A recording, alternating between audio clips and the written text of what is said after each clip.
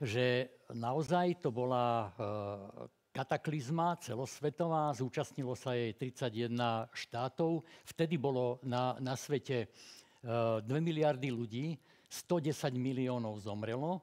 Čo si pamätám, podľa Tonyho Jutta, ktorý vo svojej knižke Povojnová Európa urobil takú bilanciu, tak zomrelo len v Európe 36,5 milióna ľudí, čo bolo predvojnové Francúzsko.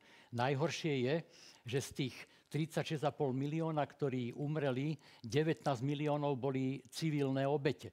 To znamená, neumierali ľudia len na boiskách, umierali aj v dôsledku popráv, v dôsledku hladomoru, v dôsledku všelijakých strádaní.